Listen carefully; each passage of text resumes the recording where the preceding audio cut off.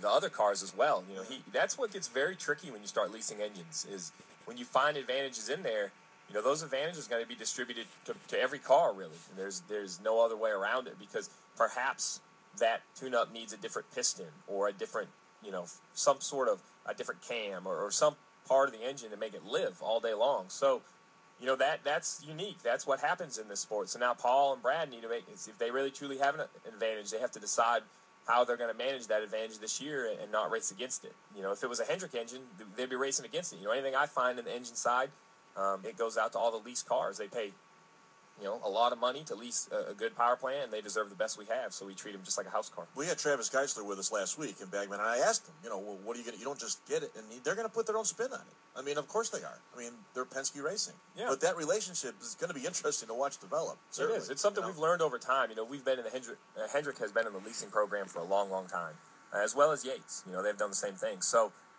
it is the line that's very hard. It gets blurred very quickly where sports and business cross. And, man, it's I'm glad I'm a crew chief. I worry about my car. I'm glad I don't have to manage that relationship. Katie in Wyoming, you're up next with Steve Letarte. Katie, good morning. Good morning. Thanks for taking my call. Our pleasure. Hi, Steve. Hey, Katie, how are you? I'm good, even though it's 5:30 in the morning here. Oh, my goodness. Yes. Anyway, I was wondering about testing last week. You know how you had a rain delay? Oh, yes. I remember it. Yes. And I know how testing is so important. I was wondering if you still got to run through everything you wanted to on Friday. Well, you know, we didn't get to run through everything. You know, as a crew chief, I tell myself, if we ever get through the list, I was nowhere near prepared enough. You know, you should have enough to be able to go more than the time you have on the racetrack. But there was one good thing. The rain delay was in Charlotte. So I actually just went back to the shop. We're only 5 minutes from the racetrack. I still got a lot done, worked on the speedway cars. Just left a handful of guys over there to work on the car we were testing. So it was still a productive day.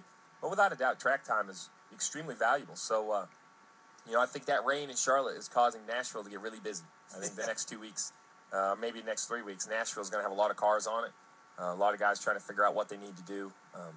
You know, that test was a good place to see how everyone has adapted to the Generation 6 car and see kind of where you stack up. So we didn't get through all of our lists, but it was a positive test. We got a lot done, and it was a little chilly, but other than that, successful. Well, I was going to ask you about it. Those cold temperatures, is that going to, you know, obviously you're not going to be racing in too many, I hope, conditions like that. Well, and it's really hard at Charlotte, too, because when it cools off, it becomes really one groove down around the bottom of 3 and 4. And, you know, we were running like 28 flats. I think that's what the pole will be when we come back in the summer. So it's really hard. And when you test in those conditions, the grip is so high, it's really hard to get a sense if you're really learning anything. So it was frustrating, but we have the list is so long of things we're trying to learn on this car. It's something as simple as, will parts and pieces hold up? You know, we have this new increased rear camber. Well, the axles we ran last year and drive plates, those won't live to this new. So now it's a whole new part. Well, will that part live? So you saw a lot of teams out there running a lot of laps, and I think they were all doing the same thing, trying to find out where they were mechanically. Are they ready to go 500 miles?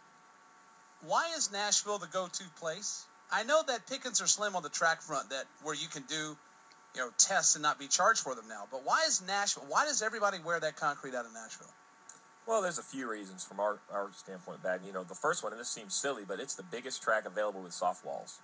You know, there's a couple other big tracks out in the Midwest that are available, but they don't have soft walls. And that's been such a huge step in the safety of our sport. We feel we have an obligation to our drivers to take them somewhere that we would race at as far as comparable safety. So Nashville's a great facility.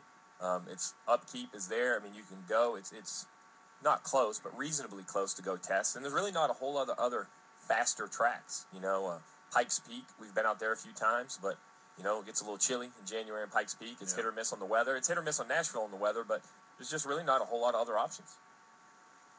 866 pit lane, line 6.